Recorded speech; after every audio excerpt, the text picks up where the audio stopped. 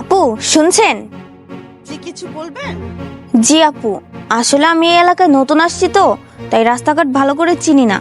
আর সেই জন্য আপনাকে জিজ্ঞাসা করছি, আপনি যদি আমাকে 5 নম্বর রোডটা কোন দিকে একটু দেখিয়ে দিতেন বা হেল্প করতেন, অনেক ভালো হতো।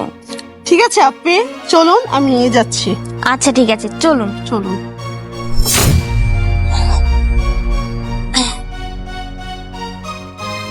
চল চল চল।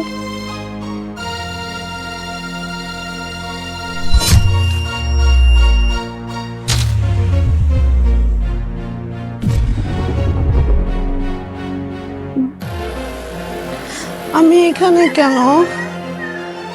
প্রিন্স ভাই আমার, কি হচ্ছে আমার?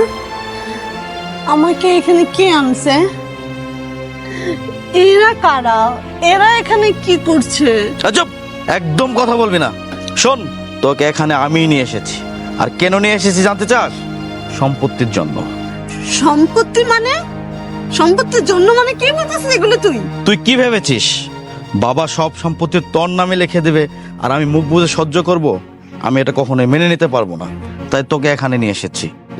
আর আমি এটা ডিসাইড করেছি, তোকে এই দুনিয়া থেকে সরিয়ে দেব আর বাবার যত সম্পত্তি আছে সব আমার নামে লিখে নেব। এই, তোরা দাঁড়িয়ে আছিস কেন? তোরাকে এখানে মেরে ফেল, এখনই শেষ করে দেখে। দাঁড়া প্রিন্স, তুমি যে কাজটা করছো একদম ঠিক করছো না। ঠিক করছি না মানে? তিশা, তুমি এসব কি বলছো?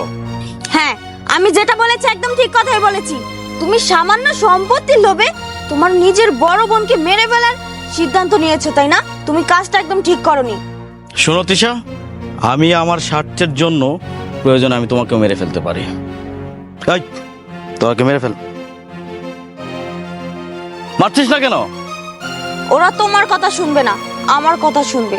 শোনো প্রিন্স, আমি চাইলে এই মুহূর্তে এখানে তোমাকে পুঁতে ফেলতে পারবো, কিন্তু সেটা আমি করব না।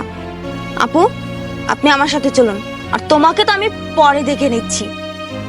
আসো।